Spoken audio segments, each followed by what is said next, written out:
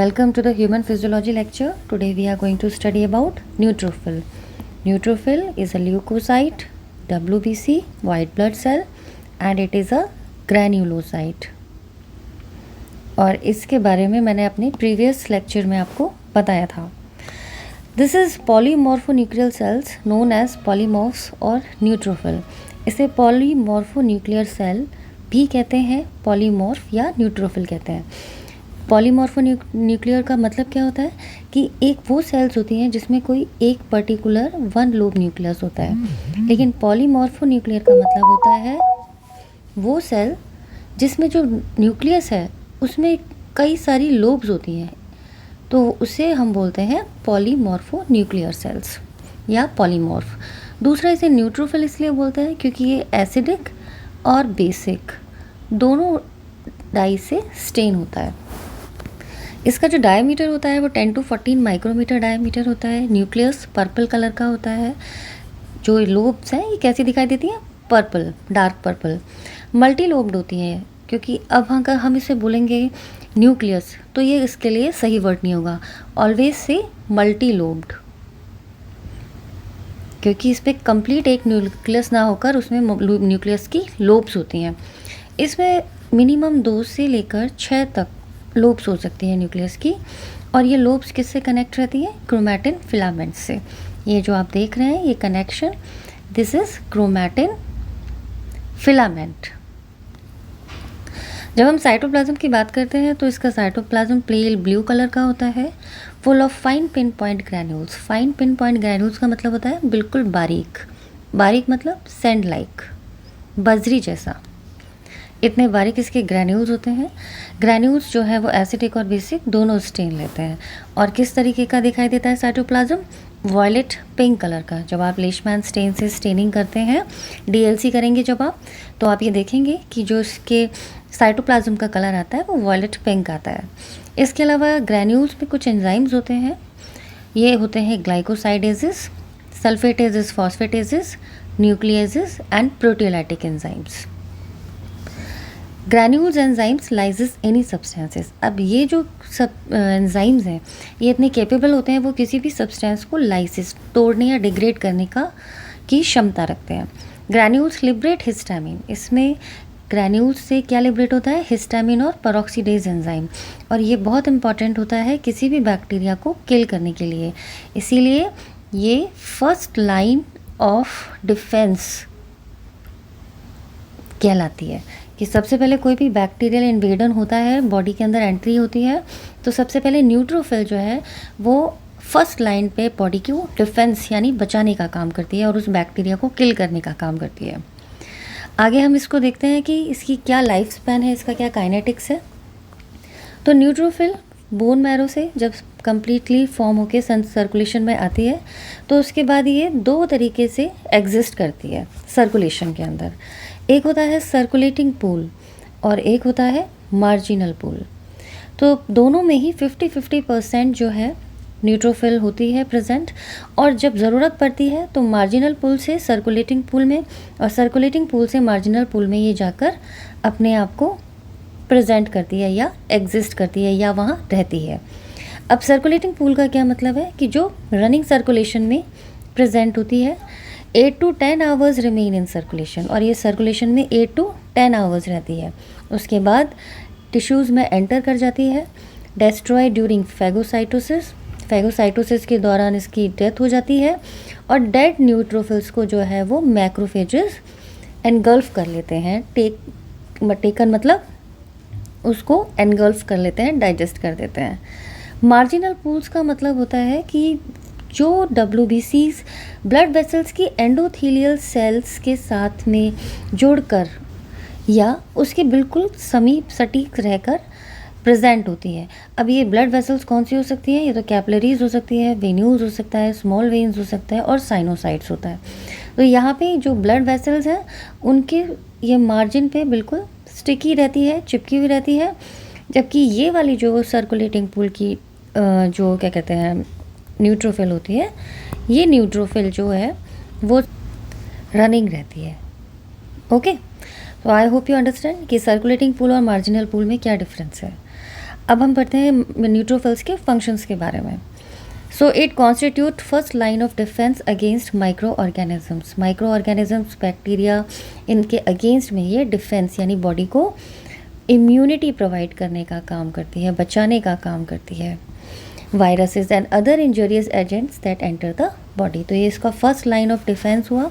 कोई भी injurious agent है, कोई भी वायरल है, कोई भी माइक्रो ऑर्गेनिज्म है, उससे बॉडी की रक्षा करने का काम करती है। मैकेनिज़्म, इसकी जो मैकेनिज़्म होती है वो 3 स्टेप्स में कंप्लीट होती है। किस तरह से ये फंक्शन करती है? ये फंक्शन क्या करती है? माइक्रो ऑर्गेनिजम्स, वायरस या इंजूरियस एजेंट्स को किल करती है, फर्स्ट लाइन डिफेंस प्रोवाइड करती है। लेकिन कैसे करती है? तो पहली स्टेज जो है बहुत इंपॉर्टेंट स्टेजेस है, जैसे phagocytosis. Second stage is reaction of inflammation and third is response is febrile response. तो पहली स्टेज जो कि फेगोसाइटोसिस है, इसमें कोई भी फॉरेन पार्टिकल या बैक्टीरिया जो होता है उसे ये एनगल्फ कर लेती है। एनगल्फ मतलब अपने अंदर ले लेती है, खा लेती है, फिर उसे डाइजेस्ट करती है, किल करती है, और this process is known as phagocytosis. जब हम रिएक्शन ऑफ इन्फ्लेमेशन की बात करते हैं तो इन्फ्लेमेशन का रिएक्शन क्यों आता है? क्योंकि न्यूट्रोफिल जो है वो कुछ सब्सटेंस रिलीज़ करती है, जैसे ल्यूकोट्राइन्स, प्रोस्टाग्लैंडिन्स, थ्रोम्बोक्सिन्स एक्सेट्रा। ये क्या करते हैं? वेजोडाइलेटेशन करते हैं और एडिमा कर देते हैं। इस तरीके का जो रिएक्शन होता है जब किसी भी एजेंट, फॉरेन एजेंट और फॉरेन पार्टिकल का बॉडी में एंटर होता है, तो ये सब्सटेंसेस वहाँ वेजोडाइलेटेशन या एडिमा कर देते हैं, जिसकी वजह से इन्फ्लेमेशन हो जाता है। So this is known as reaction of inflammation. Third response is febrile response. Neutrophil कुछ फेब्राइल सब्सटेंसेस रिलीज़ करती है, जिसे हम बोलते हैं एंडोजीनस पायरोजेंस। ये MCQs में पूछा जाता है क्वेश्चन।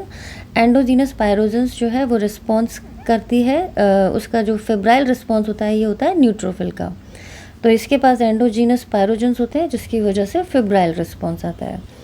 सो अगेन फंक्शन जो है फर्स्ट लाइन ऑफ डिफेंस होता है अगेंस्ट माइक्रो ऑर्गेनिज्म, वायरस और इंजूरियस एजेंट्स के अगेंस्ट में।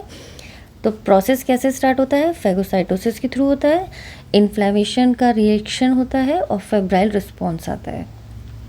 जब हम प्रोसेस ऑफ फेगोसाइटोसिस के बारे में बात करते हैं तो इस पे बहुत इंपॉर्टेंट क्वेश्चन MCQs के भी आते हैं, इस पे शॉर्ट नोट भी पूछा जाता है, इसके ऊपर न्यूट्रोफिल से रिगार्डिंग कोई भी 1 लाइन क्वेश्चन भी पूछा जाता है। तो ये स्टेप बहुत इंपॉर्टेंट है, ध्यान रखिएगा। तो इस स्टेप में क्या आता है? पहला होता है मार्जिनेशन, दूसरा होता है एमिग्रेशन और diapedesis, third one is chemotaxis, fourth is opsonization, fifth is engulfment stage, sixth is secretion या डिग्रैनुलेशन स्टेज, और सेवेंथ इज किलिंग और डिग्रेडेशन स्टेज। ये बहुत इंपॉर्टेंट स्टेजेस हैं फेगोसाइटोसिस के प्रोसेस के, तो इसको हम डिटेल में पढ़ेंगे। डिटेल में पढ़ने से पहले मैं इसका एक फ्लो चार्ट आपको बताती हूँ।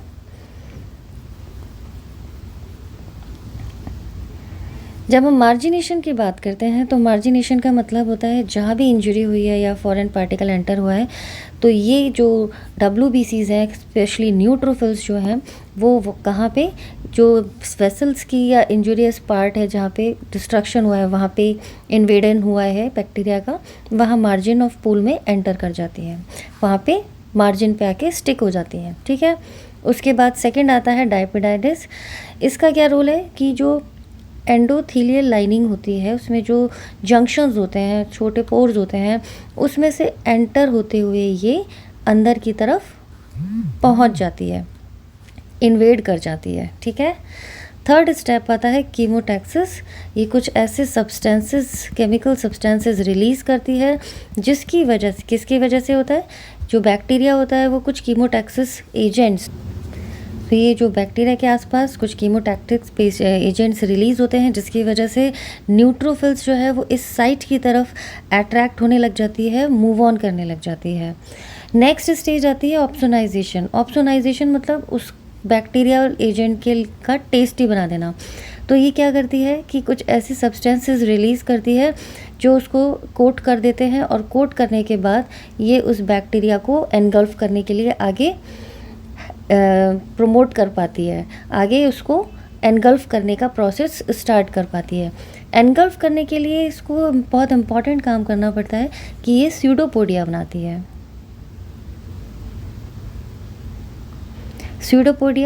स्यूडोपोडिया में क्या होता है कि आप जो मेम्ब्रेन है वो बैक्टीरिया की तरफ आती है और एक पोर सा बना लेती है, जिससे बैक्टीरिया जो है वो उसमें एंटर कर जाता है।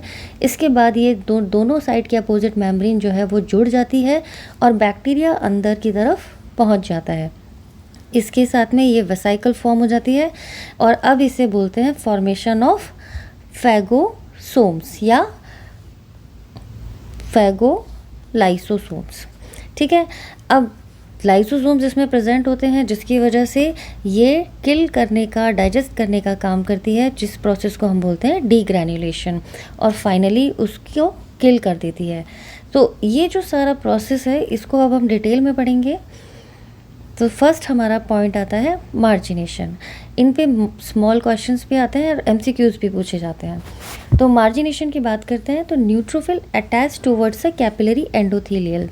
जैसा कि मैंने आपको बताया था, कैपिलरी की एंडोथेलियम पे जहाँ पे इन्वेडन हुआ है फॉरेन पार्टिकल का या कोई इंजूरियस एजेंट है, जहाँ इन्फेक्शन है, वहाँ पहुँच जाती है, start rolling around it surface, और उस सरफेस के चारों तरफ इकट्ठी होनी शुरू हो जाती है। This process known as margination. और ये मार्जिनेशन का प्रोसेस होता कैसे है? क्योंकि सेल एडहेसन मॉलिक्यूल्स, जिन्हें हम सेलेक्टेंट्स कहते हैं, क्या बोलते हैं? सेलेक्टेंट्स, जो कि एंडोथेलियल सेल्स के पे प्रेजेंट होते हैं, ये किससे बाइंड करते हैं? ये बाइंड करते हैं carbohydrate molecules which are present on the surface of neutrophil. तो ये जो सेलेक्टेंट्स हैं, ये सेलेक्टेंट्स जो कि एंडोथेलियल सेल्स पे होते हैं, ये किसके साथ बाइंड करते हैं? Bind with carbohydrate molecule of neutrophils. तो इस तरह से जब ये अटैच करते हैं, बाइंड करते हैं, तो मार्जिनेशन का प्रोसेस कंप्लीट होता है। At the area of inflammation, जहाँ इन्फ्लेमेशन हुआ है, एंडोथेलियल सेलेक्टेंट्स आर मार्कली इंक्रीज, क्योंकि जब तक एंडोथेलियल सेलेक्टेंट्स सबसे ज़्यादा इकट्ठे नहीं होंगे, जितने ज़्यादा इकट्ठे होंगे उतने ही ज़्यादा ये न्यूट्रोफिल के कार्बोहाइड्रेट मॉलिक्यूल से बाइंड कर पाएंगे। सो this is known about margination process. Second है एमिग्रेशन और डायपिडाइसिस। एमिग्रेशन क्या होता है?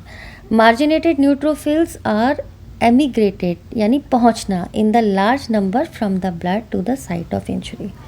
जहाँ भी साइट है इंजुरी की, जहाँ भी इन्वेडन हुआ है कहीं फॉरेन पार्टिकल का, वहाँ पे पहुंचना मार्जिनेटेड न्यूट्रोफिल्स का, उस कंडीशन को बोलते हैं हम एमिग्रेशन। और किस तरह से ये पहुंचती है? डायपिडाइसिस के थ्रू। जैसे मैंने आपको बताया था कि इस तरीके से पोर्स में से होती हुई ये पहुंचती है टिश्यूज़ में। So this is the process in which neutrophils pass through the junction between the endothelial cell of blood vessel. तो ये ब्लड वेसल है, इस ब्लड वेसल्स के बीच में जो जंक्शंस होते हैं, जो पोर्स होते हैं, उसके थ्रू ये टिश्यूज़ में एंटर कर जाती है। तो इस पे एक तो डेफिनेशन के रिगार्डिंग क्वेश्चन पूछते हैं, इसमें एमसीक्यू के रिगार्डिंग भी आपसे पूछा जाता है कि what is diapedesis, what is emigration. Okay, next is chemotaxis. Chemotaxis मतलब neutrophils which are attract towards bacteria at the site of inflammation. और ये क्यों अट्रैक्ट होती है? क्योंकि वहाँ कुछ केमिकल एजेंट्स रिलीज होते हैं, जिन्हें हम बोलते हैं कीमोकाइंस। कीमोकाइंस में कौन कौन से आते हैं? लाइक ल्यूकोट्राइन B4, जिसे हम LTB4 बोलते हैं, कंपोनेंट्स ऑफ कॉम्प्लीमेंट सिस्टम, इसमें मेनली C5 आता है। साइटोकाइंस, ये पॉलीपेप्टाइड्स होते हैं जो लिम्फोसाइट से और मोनोसाइट से रिलीज होते हैं। सो ये तीनों जो हैं एजेंट्स जो है वो एडेसिव नेचर ऑफ न्यूट्रोफिल्स जो है वो बनाते हैं, जिसकी वजह से ये क्लम्प करके चारों तरफ इन्फेक्टेड एरिया के घेर लेती है उसको। So that form clumps surrounding the infected area. So this is the process of chemotaxis, जो हमने आपको बताया था। Like this, ये बैक्टीरिया है, इसके चारों तरफ लाइनिंग्स हैं, यहाँ से जहाँ पे इन्वेडन हुआ है वहाँ पे कुछ कीमोटैक्सिस प्रेजेंट रिलीज़ हो रहे हैं, ये कीमोटैक्सिस केमिकल एजेंट्स। और ये जो है यहाँ न्यूट्रोफिल्स हैं, ये न्यूट्रोफिल्स इसकी तरफ अट्रैक्ट हो रहे हैं. So this is occur due to chemotaxis process and these agents are known as chemokines. So इस पर MCQ पूछा जाता है, what are the agents that are release at the time of chemotaxis. Next आता है हमारा स्टेप ऑप्सोनाइजेशन का, जिसे हम बोलते हैं अटैचमेंट स्टेज. इस स्टेज में बेसिकली क्या होता है कि जो न्यूट्रोफिल होती है, वो जो बैक्टीरिया होता है, process of coating of bacteria by ऑप्सोनेंस. अब किसी भी चीज़ को एनगल्फ करने के लिए वो टेस्टी होना चाहिए. तो एनगल्फ किसको करना है? बैक्टीरिया को करना है. कौन करेगा? न्यूट्रोफिल करेगी. अब एनगल्फ तब करेगी जब वो उसके हिसाब से सही टेस्ट का होगा. सो ऑप्सोनेंस जो होते हैं वो रिलीज होते हैं by which bacteria become tasty to phagocyte. तो ये ऑप्सोनेंस जो होते हैं बैक्टीरिया को कोट कर लेते हैं और उसके बाद न्यूट्रोफिल उसको एनगल्फ करने के लिए रेडी हो जाती है. ऑप्सोनेंस क्या है? ये are naturally acting factors in serum में प्रेजेंट होते हैं, सीरम में यानी ब्लड में. ठीक है, तो ये क्या क्या हो सकते हैं? एक तो होता है IgG ऑप्सोनिन, दूसरा होता है opsonin fragment of complement protein. तो ये कंपोनेंट्स बैक्टीरिया को चारों तरफ से कोट कर लेते हैं और कोट करने के बाद इसको एनगल्फ करना न्यूट्रोफिल के लिए आसान हो जाता है और ये स्यूडोपोडिया बना के उसको एनगल्फ करने का प्रोसेस स्टार्ट कर देती है. So this is neutrophil, this is bacteria, this is opsonin. ये जो कोटिंग है दिस इज ऑप्सोनेंस. ठीक है, नेक्स्ट स्टेज आती है engulfment stage. Neutrophil project pseudopodia around the opsonized particle. इस तरह से ये जो ऑप्शंस ने इसको कोट कर लिया है, इसको अब ये जब दोनों तरफ स्यूडोपोडिया बनाती है, अपोजिट साइड की जो मेम्ब्रेन है वो आपस में आके लास्ट में फ्यूज़ हो जाती है. तो जैसे ये बैक्टीरिया आया, अब ये वाली जो मेम्ब्रेन है ना, दोनों ये फ्यूज़ हो जाएंगी. तो फ्यूज़ हो जाएंगी तो ये तो कंप्लीट एक सेल बन जाएगी और अंदर बैक्टीरिया एनगल्फ हो जाएगा. Then engulf the material, then break away the membrane from the phagocytic vesicle. और वहाँ से मेम्ब्रेन ब्रेक हो जाएगी और ये एक वेसाइकल का फॉर्म कर लेगा, उसके अंदर बैक्टीरिया होगा या अदर कोई भी फॉरेन पार्टिकल या कोई भी एजेंट. ठीक है, then cell lysosomes fuse with phagocytic vesicle. अब जो सेल के साइटोप्लाज्म में जो लाइजोसोम्स पड़े हुए हैं ना, ये लाइजोसोम्स जो है वो वेसाइकल्स पे अटैक करते हैं और बैक्टीरिया को या बाहरी जो पार्टिकल होता है जो एंटर हुआ है उसको किल करने का काम करेंगे. ठीक है, फ्यूज़ हो जाएंगे फेगोसाइटिक वेसाइकल से और इसको हम बोलते हैं फेगोसोम या पॉलीलाइसोसोम. ये जब इसके साथ अटैक करेंगे इस फेगोसाइटिक वेसाइकल पे, तो ये एक पूरा कॉम्प्लीमेंट जो बनता है इसको हम बोलते हैं फेगोसोम्स. ठीक है, नेक्स्ट स्टेज आती है सिक्रेशन और डीग्रैन्युलेशन स्टेज. जो लाइसोसोम जो एंजाइम्स रिलीज़ करते हैं, ये एंजाइम बेसिकली इनके पास क्या होता है, कौन से एंजाइम होते हैं? लाइपेजेस होते हैं. ये वेसाइकल में डाल देते हैं, इंटरस्टिशियल स्पेसेस में डाल देते हैं और इस प्रोसेस को हम बोलते हैं डीग्रैन्युलेशन, क्योंकि अब ये बैक्टीरिया को डीग्रैन्युलेट करेगा, उसको तोड़ने का काम करेगा. Then able to digest bacteria. 7th stage आती है किलिंग और degradation stage. Neutrophil macrophages contain bactericidal agent. इसके पास बैक्टीरिसीडल एजेंट्स होते हैं जो बैक्टीरिया को किल करने का काम करते हैं और मेनली कौन से होते हैं? डेफिनेंस होते हैं अल्फा एंड बीटा. ये डेफिनेंस जो होते हैं अल्फा बीटा, ये बैक्टीरिया को किल करते हैं, न्यूट्रोफिल और मैक्रोफेजेस में अबेंडेंट होते हैं. अब ये मैकेनिज्म कैसे होती है? ये मैकेनिज्म दो तरीके से होती है. एक तो होती है ऑक्सीजन डिपेंडेंट. कैसी होती है? एक होती है ऑक्सीजन डिपेंडेंट, दूसरी होती है ऑक्सीजन इंडिपेंडेंट. तो जब हम ऑक्सीजन डिपेंडेंट की मैकेनिज्म की बात करते हैं तो इसमें ऑक्सीडाइजिंग एजेंट्स आते हैं जैसे सुपर ऑक्साइड्स हुआ, H2O हुआ, एक्सेट्रा. ये क्या करते हैं? दे आर फॉर्म बाय, और ये जो होते हैं ये बैक्टीरिया को किल करने का काम करेंगे. कैसे होता है इनका फॉर्मेशन? कैसे होता है कि membrane bound enzyme NADPH oxidase से बनते हैं. Nucleotide this is nicotinamide, adenine diphosphate. ठीक है, NADPH ऑक्सीडेज होता है। NADPH oxidase it's leads to sharp increase in oxygen intake. ये क्या करेगा, ऑक्सीजन इनटेक को बढ़ा देगा, रेस्पिरेटरी रेस्ट बढ़ जाएगी, रेस्पिरेटरी बर्स्ट बोलते हैं उसको, और जो है सुपर ऑक्साइड आयंस जो है वो फ्री रेडिकल्स जो है वो बन जाएंगे। This is free radicals. So basically these free radicals और superoxide radicals are mainly used to kill bacteria and these are bactericidal agents। और इसमें क्या होगा, इसके अलावा जो क्लोराइड है, ब्रोमाइड है, आयोडाइड है, इसके अलावा साइनाइड है, बहुत सारे ऐसे एजेंट्स हैं, ये भी न्यूट्रोफिल क्या है, डिस्चार्ज करती है। और माइलोपेरोक्सीडेज एंजाइम की प्रेजेंस में ये इनको सुपर ऑक्साइड्स में कन्वर्ट कर देती है और ये भी बैक्टीरियासिडल एजेंट्स की तरह काम करते हैं।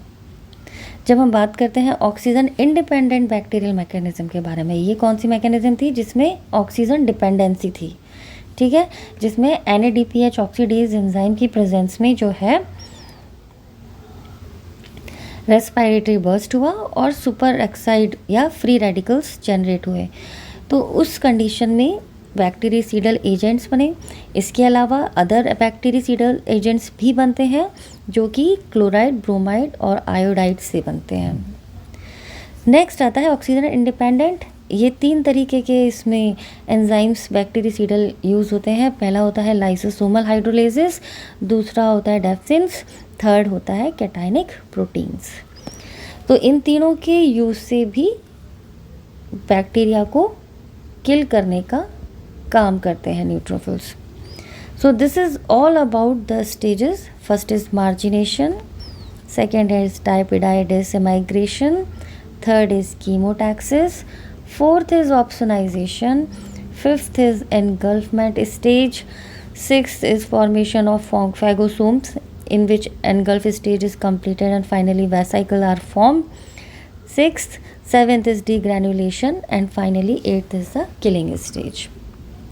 Now variation in neutrophil count, ये बहुत इंपॉर्टेंट क्वेश्चन है जब आप हिमैट में प्रैक्टिकल करते हैं DLC, that is differential leukocyte count. ठीक है, तो डिफरेंशियल ल्यूकोसाइट काउंट में अगर आपको ये कंडीशंस या वेरिएशंस हर सेल के मालूम होते हैं तो ये मान लीजिए आप सारे आंसर्स दे पाते हैं, समझ पाते हैं। तो इसके लिए समझना ज़रूरी है कि न्यूट्रोफिलिया और न्यूट्रोपीनिया क्या होता है। न्यूट्रोफिलिया मतलब होता है उसकी एब्सोल्यूट काउंट जो है वो 10,000 पर माइक्रोलीटर ऑफ ब्लड से ज़्यादा बढ़ जाए। किसका? सर्कुलेटिंग न्यूट्रोफिल का काउंट। मार्जिनल का नहीं बोल रहा है, सर्कुलेटिंग यानी ब्लड में जो सर्कुलेट हो रही है। इसके अलावा न्यूट्रोपीनिया का मतलब होता है डिक्रीज़ होना, न्यूट्रोफिल काउंट डिक्रीज़ होना, न्यूट्रोफिलिया इंक्रीज़ होना। इसकी टर्मिनोलॉजी से याद रखिए, फिलिया मतलब इंक्रीज़ होना, पीनिया मतलब डिक्रीज़ होना। ठीक है, अब हम फिलिया की बात करते हैं, न्यूट्रोफिलिया। तो ये सबसे कॉमन कॉज होता है ल्यूकोसाइटोसिस का। ल्यूकोसाइटोसिस मतलब ओवरऑल WBCs का इंक्रीज़ हो जाना मोर देन 11,000 पर माइक्रोलीटर ऑफ ब्लड। अब ये 2 तरीके से हो सकता है, एक तो फिजियोलॉजिकल हो सकता है, एक पैथोलॉजिकल हो सकता है। फिजियोलॉजिकल का मतलब है जो कि बॉडी के लिए कोई भी पैथोलॉजी कॉज ना हो और उसी के बॉडी की जो लिमिट्स हैं उसी के अंतराल में होते हुए बॉडी को फ़ायदेमंद रहे, दैट इज़ फिजियोलॉजिकल। पैथोलॉजिकल वो होता है जो किसी बैक्टीरियल, किसी इन्फ्लेमेटरी, किसी भी इंजरी की वजह से होने वाला इंक्रीज नंबर ऑफ न्यूट्रोफिल। तो जब हम फिजियोलॉजिकल की बात करते हैं तो एक तो newborn baby, after exercise, after meal, pregnancy, menstruation, parturition, lactation, mental stress, emotional stress और आफ्टर एपिनेफ्रिन इंजेक्शन, इस कंडीशन में न्यूट्रोफिल इंक्रीज़ हो जाती है और इस पे बहुत सारे MCQ क्वेश्चंस पूछे जाते हैं। तो आपको फिजियोलॉजिकल कॉजेज़ सारे मालूम होने चाहिए। पैथोलॉजिकल कॉजेज़ की अगर हम बात करें तो acute pyogenic bacterial infection, non infective inflammatory condition like gout, acute rheumatic fever, acute tissue destructions like burn, post-operative and myocardial infarction. तो इन पे MCQs पूछे जाते हैं। आपको मालूम होना चाहिए फिजियोलॉजिकली अगर इस स्टेज में न्यूट्रोफिल बढ़ रही है तो वो कौन सी कंडीशन है, और पैथोलॉजिकली अगर ये स्टेजेस हैं तो न्यूट्रोफिल बढ़ रही है। ठीक है, नेक्स्ट आता है न्यूट्रोपीनिया, मतलब डिक्रीज इन काउंट। कितना, अगर 2500 पर माइक्रोलीटर ऑफ ब्लड से कम हो जाता है तो इसको हम बोलते हैं न्यूट्रोपीन। इसके क्या कॉजेज़ हो सकते हैं, typhoid, paratyphoid fever, malaria, aplasia of bone marrow, aplasia मतलब inactive bone marrow depression. Depression किस वजह से हो सकता है, कोई ड्रग्स की वजह से, रिपीटेड एक्सरेज की वजह से, कोई केमिकल पॉइजन लाइक आर्सेनिक की वजह से। तो इसकी वजह से कम का जो कंडीशन वो काउंट होता है न्यूट्रोफिल का वो डिक्रीज़ हो जाता है। ये दोनों कंडीशन वेरी वेरी इम्पॉर्टेंट हैं और आपको पिन पॉइंट पे लर्न होनी चाहिए। ठीक है, MCQ क्वेश्चन के बिहाफ पे, वाइवा वॉइस क्वेश्चन के बिहाफ पे। तो आई होप आपको लेक्चर समझ में आया होगा। Thank you, good luck to all of you. Please like and subscribe my channel. Wish you all the best.